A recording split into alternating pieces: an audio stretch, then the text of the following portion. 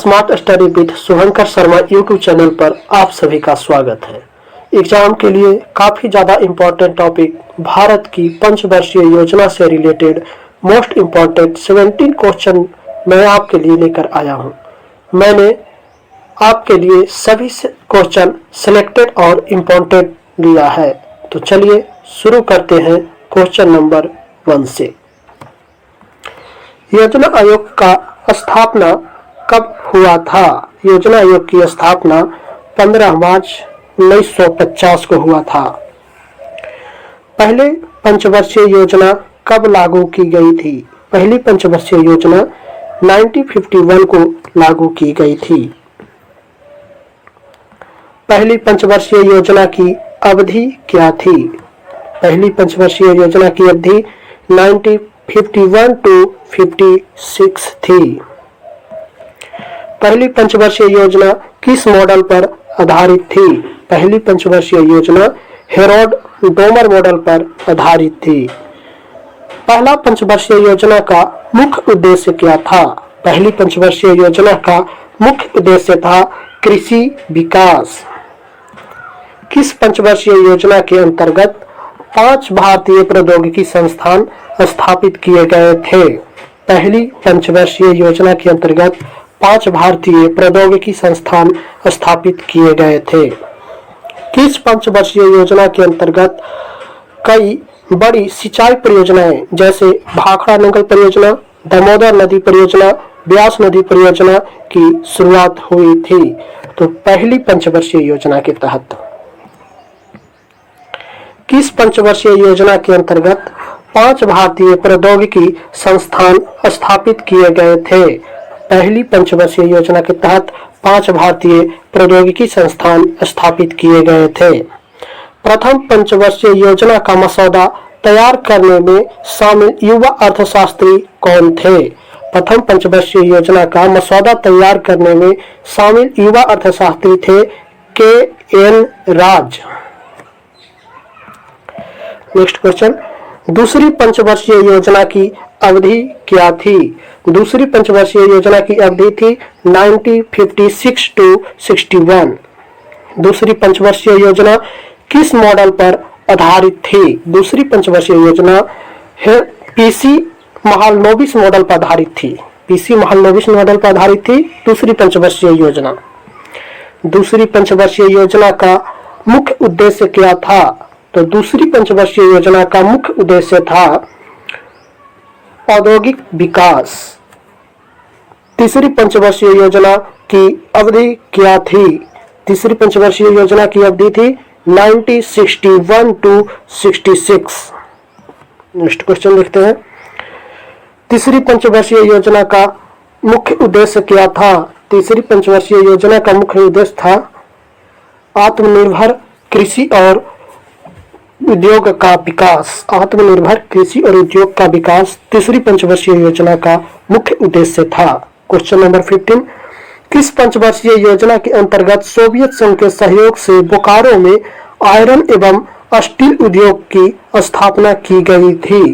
तो तीसरी पंचवर्षीय योजना के तहत बोकारो में सोवियत संघ के सहयोग से आयरन एवं स्टील उद्योग की स्थापना की गई थी।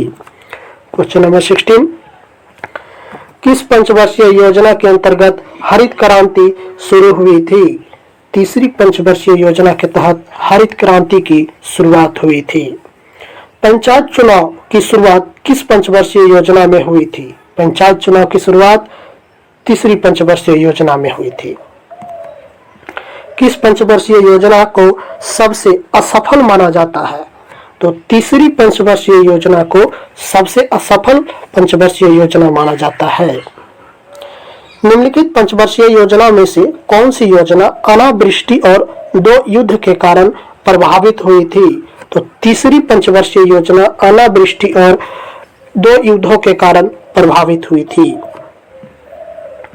किस योजना की विफलता सरकार को योजना अवकाश 1966 to 67, 67 to 68 और 68 to 69 की घोषणा करनी पड़ी थी? तो यह था तीसरी पंचवर्षीय योजना। तीसरी पंचवर्षीय योजना के विफलता के कारण सरकार को योजना अवकाश की घोषणा करनी पड़ी थी। पहली योजना अवकाश की अवधि क्या थी? पहली योजना अवकाश की अवधि थी 1966 टू 69। नेक्स्ट क्वेश्चन, तीसरी पंचवर्षीय योजना के विफल होने के बाद कितने वर्ष की अवधि के लिए वार्षिक योजना चलाई गई थी? तो यह था 3 वर्ष की अवधि के लिए वार्षिक योजना चलाई गई थी। चौथी पंचवर्षीय योजना की अवधि क्या थी? चौथी पंचवर्षीय योजना की अवधि थी 1969 टू 74। 1969 टू 74 चौथी पंचवर्षीय योजना की अवधि थी। नेक्स्ट क्वेश्चन, चौथी पंचवर्षीय योजना की मुख्य उद्देश्य क्या थी? चौथी पंचवर्षीय योजना की मुख्य उद्देश्य थी स्थिरता के साथ आत्मनिर्भरता एवं कृषि तथा सिंचाई महत्व। नेक्स्ट क्वेश्चन, किस पंचवर्षीय योजना में भारत की कृषि वृद्धि दर सर्वाधिक थी? किस पंचवर्षीय योजना में भारत की कृषि वृद्धि दर सर्वाधिक थी? तो चौथी पंचवर्षीय योजना में भारत की कृषि वृद्धि दर सर्वाधिक थी। नेक्स्ट क्वेश्चन, किस पंचवर्षीय योजना में 14 बैंकों का राष्ट्रीयकरण हुआ था? चौथी पंचवर्षीय योजना में 14 बैंकों का राष्ट्रीयकरण हुआ था। नेक्स्ट क्वेश्चन देखते हैं, पंचवर्षीय योजना में सूखा संभावित क्षेत्र कार्यक्रम शुरू किया गया था। यानी किस पंचवर्षीय योजना में सूखा संभावित क्षेत्र कार्यक्रम शुरू किया गया था? चौथी पंचवर्षीय योजना में सूखा संभावित क्षेत्र कार्यक्रम शुरू किया गया था। किस पंचवर्षीय योजना में इसरो की स्थापना हुई थी? चौथी पंचवर्षीय योजना में इसरो की स्थापना हुई थी। नेक्स्ट क्वेश्चन, कौन सी पंचवर्षीय योजना में शिक्षा और मानव शक्ति पर विशेष बल दिया गया था? निम्न में से कौन सी पंचवर्षीय योजना में शिक्षा और मानव शक्ति पर विशेष बल दिया गया था? चौथी पंचवर्षीय योजना में शिक्षा और मानव शक्ति पर विशेष बल दिया गया था। पांचवी पंचवर्षीय योजना की अवधि क्या थी? पांचवी पंचवर्षीय योजना की अवधि थी 1974 टू 78। पांचवी पंचवर्षीय योजना का मुख्य उद्देश्य क्या था? गरीबी उन्मूलन और आत्मनिर्भरता पर बल। पांचवी पंचवर्षीय योजना का मुख्य उद्देश्य था गरीबी उन्मूलन और आत्मनिर्भरता पर बल। फ्रेंड्स, अगर आपको वीडियो पसंद आ रहा है, अच्छा लग रहा है, तो वीडियो को लाइक कीजिए और चैनल को सब्सक्राइब जरूर कर लें। नेक्स्ट क्वेश्चन, किस पंचवर्षीय योजना में पहली बार गरीबी हटाओ का नारा दिया गया था? पांचवी पंचवर्षीय योजना में पहली बार गरीबी हटाओ का नारा दिया गया था। कौन सी पंचवर्षीय योजना है जो केवल 4 वर्षों तक ही चली थी? कौन सी पंचवर्षीय योजना है जो केवल 4 सालों तक चली थी? वह थी पांचवी पंचवर्षीय योजना, केवल 4 सालों तक चली थी। किस पंचवर्षीय योजना में भारतीय राष्ट्रीय राजमार्ग प्रणाली की शुरुआत की गई थी? पांचवी पंचवर्षीय योजना में भारतीय राष्ट्रीय राजमार्ग प्रणाली की शुरुआत की गई थी। नेक्स्ट क्वेश्चन देखते हैं, दूसरी योजना अवकाश की अवधि क्या थी? दूसरी योजना अवकाश की अवधि थी 1967 टू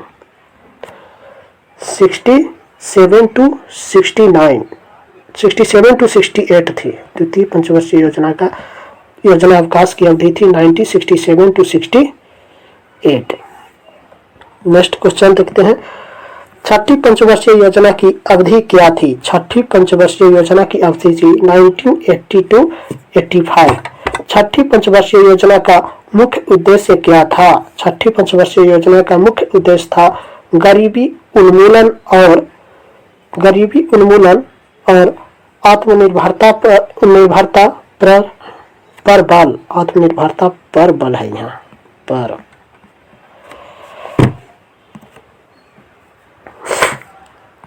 किस पंचवर्षीय योजना में शिवरमन समिति की सिफारिश पर राष्ट्रीय कृषि और ग्रामीण विकास बैंक की स्थापना की गई थी? छठी पंचवर्षीय योजना में शिवरमन समिति की सिफारिश पर राष्ट्रीय कृषि और ग्रामीण विकास बैंक की स्थापना की गई थी। नेक्स्ट क्वेश्चन, किस पंचवर्षीय योजना में जनसंख्या वृद्धि को नियंत्रित करने के लिए परिवार नियोजन कार्यक्रम को शुरू किया गया था? छठी पंचवर्षीय योजना में जनसंख्या वृद्धि को नियंत्रित करने के लिए परिवार नियोजन कार्यक्रम को शुरू किया गया था।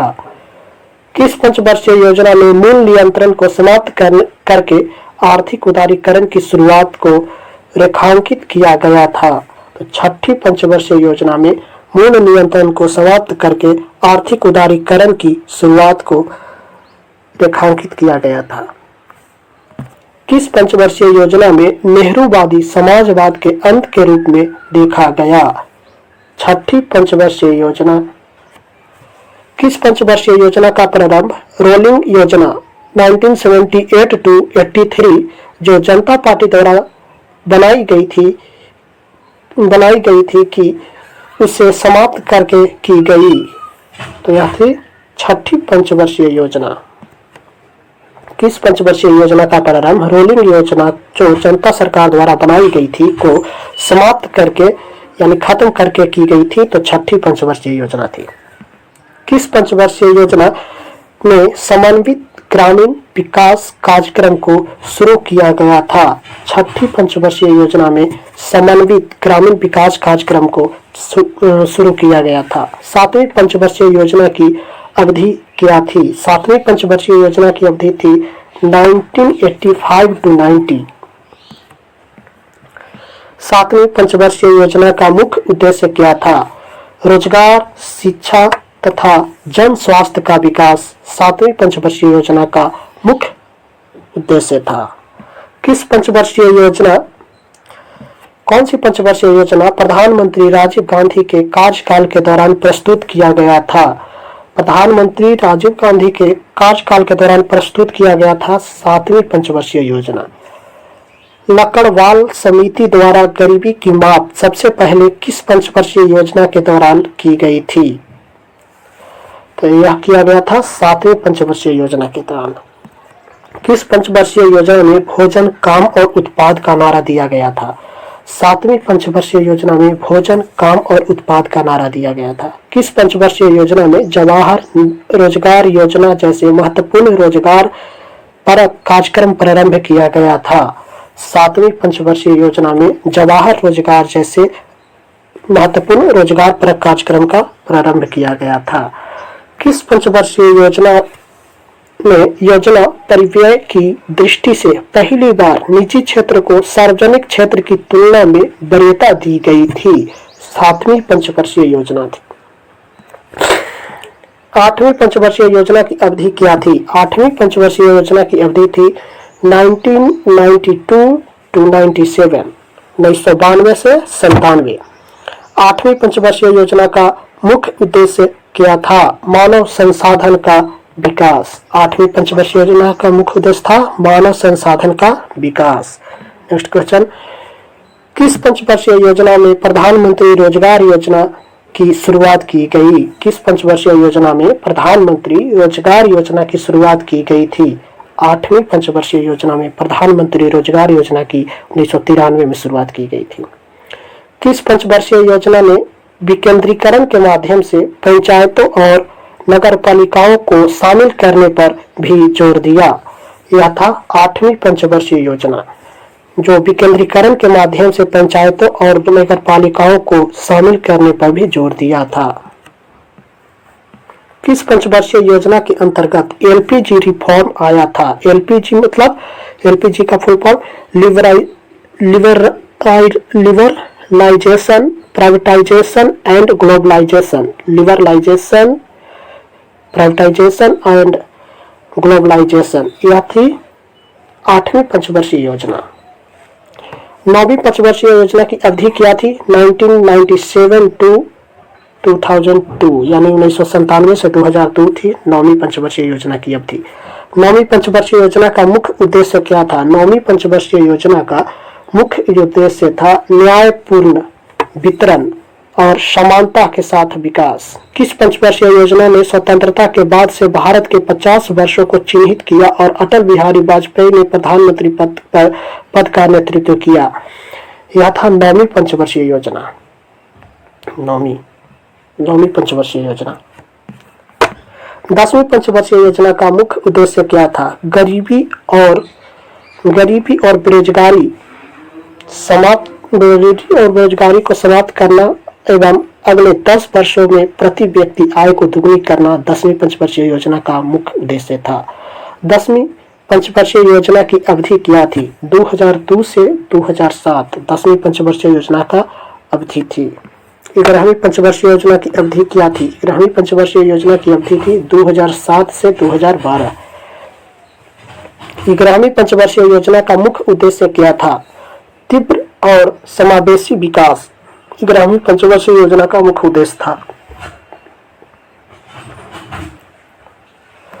वर्ष 2009 में किस पंचवर्षीय योजना में शिक्षा का अधिकार अधिनियम स्थापित किया गया जो वर्ष 2010 में लागू हुआ था? 11वीं पंचवर्षीय योजना। 11वीं पंचवर्षीय योजना में शिक्षा का अधिकार अधिनियम स्थापित किया गया जो वर्ष 2010 में लागू हुआ था। नेक्स्ट क्वेश्चन, 11वीं पंचवर्षीय योजना के दौरान प्रारंभ की गई मुख्य योजना कौन सी थी? 11वीं पंचवर्षीय योजना के दौरान प्रारंभ किया गया मुख्य योजना थी, इनमें से सही थे सभी योजना प्रारंभिक 11वीं पंचवर्षीय योजना के दौरान प्रारंभ किया गया था।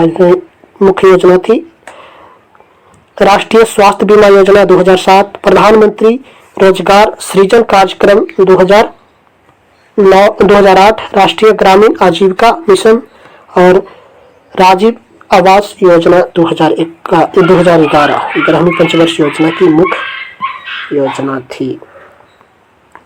11वीं पंचवर्षीय योजना की रूपरेखा किसने तैयार की थी? 11वीं पंचवर्षीय योजना की रूपरेखा सी रंगराजन ने तैयार की थी। सी रंगराजन द्वारा 11वीं पंचवर्षीय योजना की रूपरेखा तैयार की गई थी। किस पंचवर्षीय योजना 2009 तक सभी को स्वच्छ पेयजल उपलब्ध कराने पर भी बल दिया गया? किस पंचवर्षीय योजना में 2009 तक सभी को स्वच्छ पेयजल उपलब्ध कराने पर बल दिया गया था? वह थी 11वीं पंचवर्षीय योजना। 12वीं पंचवर्षीय योजना की अवधि क्या थी? 12वीं पंचवर्षीय योजना की अवधि थी 2012 से 2017। 2012 से 2017 थी 12वीं पंचवर्षीय योजना की अवधि। 12वीं पंचवर्षीय योजना का मुख्य उद्देश्य क्या था? 12वीं पंचवर्षीय योजना का मुख्य उद्देश्य था तीव्र, समावेशी और सतत विकास। 12वीं पंचवर्षीय योजना का मुख्य उद्देश्य था।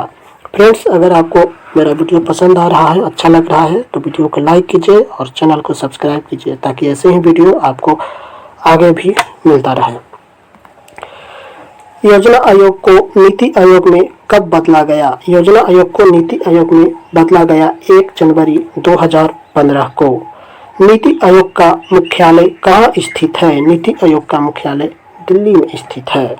तो फ्रेंड्स, यहीं पर अपना इम्पोर्टेंट 70 क्वेश्चन का यह सेशन समाप्त होता है। Thanks for watching. मिलते हैं नेक्स्ट टॉपिक में। Okay, bye.